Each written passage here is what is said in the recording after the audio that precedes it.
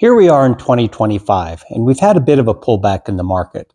Some people are becoming a bit fearful because they don't know what to expect for the rest of the year.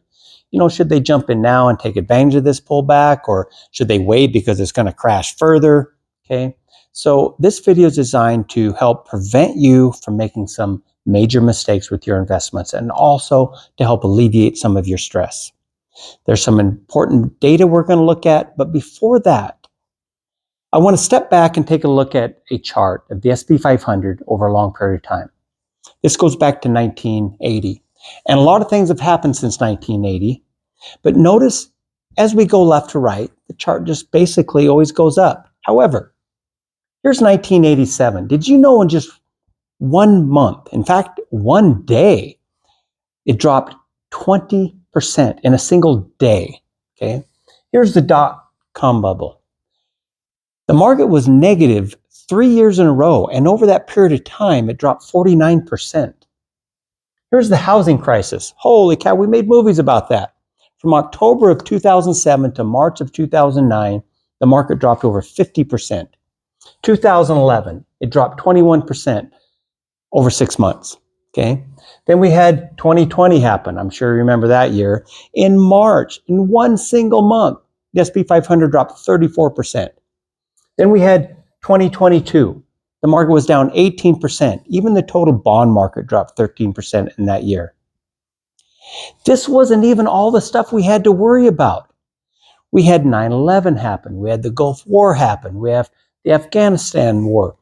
There's always a crisis, and the news media loves to sell it and hype it because then you keep glued to the news. Now, with all that in mind, I want you to focus in on this.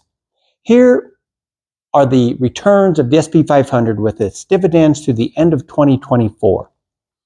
In the past 5 years, it averaged 14.54%. Think about that.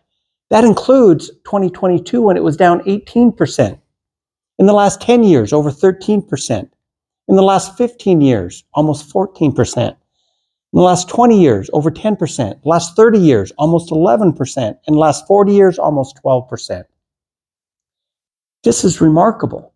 And think about all of the stuff that was just happening, that we just looked at. Okay, there's always a crisis going on. There's always something to worry about.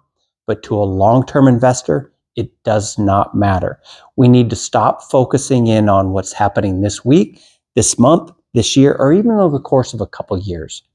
To a long-term investor, it simply does not matter. This is what you want to focus on. Now, naturally, any money that you might need to use in the next 2 to 3 years throughout your career, like your emergency fund, should be in like high-yield savings accounts, not in stocks, of course. Or if you're near or in retirement, you need to keep 3 to 5 years of your investments in something that can't go down. So not in stocks, of course. There you need to be worried about what's called the sequence of returns risk. I'll leave a link in the description below to a video covering that if you're interested. Now, so we're talking about your long-term investments, even in retirement. Typical retirement is like 30 years. So you still have a portion of your portfolio in long-term investments. Okay. So for a long-term investor, those bad periods simply do not matter. You want to stay consistent with your plan, continue to save and invest every single month. Now, most people do that, a lot of them anyway, through their 401k, but maybe some people are making monthly deposits into an IRA or a personal brokerage account. When we hit those bad periods, those are really opportunities. Okay, because think about it. It gives you an opportunity to buy things when they are on sale for a while. It's going to help you because this is what you focus on. Really, one of the worst things you can do when we're going through a volatile period or a negative year is be watching the financial markets. Being glued to what the Dow Jones or S&P 500 is dropping. The other thing you don't want to do is constantly logging in and looking at your account. Okay, you want to take a long-term view.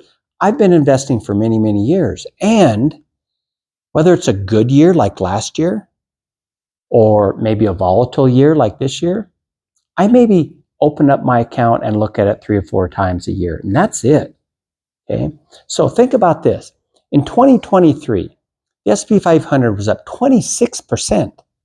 In 2024, it was up 25%. As I make this, we've only had about a 10% pullback. That's pretty irrelevant. A 10% pullback typically happens on average about every year and a half. And we should expect a 20% pullback on average about every 5 to 6 years. Okay, bad periods happen. This is what you want to focus on. Now, what you don't want to do is zoom in and be thinking about what happened this month. Here's the housing crisis. If I really zoom in on this, okay, it looks like a horrible crash, and it was a stressful period. Here's 1987. That's a one-day drop. Holy cow. Okay. And then we have the dot-com bubble. It was going up, going up, going up, and then went down for 3 years in a row. And yet, none of that matters. Okay. Here's 1987. Here's the dot-com bubble. Here's the housing crisis. Here's COVID. Here's 2022. But notice it doesn't go up in a nice smooth curve like that green line. Okay. It goes up, it goes down. But in general, it just keeps going up and up and up. That's what you want to focus on. Okay. And keep this in mind. Okay. Bad times are going to happen. There's always going to be something to worry about. But to a long-term investor, stick to your plan. Don't panic sell and think, oh, I'll wait till it's done going down and then I'll get back in. You don't know whether it'll last 1 month or 1 year. And typically your best days happen right after a bottom, and you'll miss that. Okay. So you don't want to try and time the market, jumping in and out. Just stay consistent with your plan, invest every month, and over the long term, you're going to do great. So I hope this video has helped. Thank you for watching.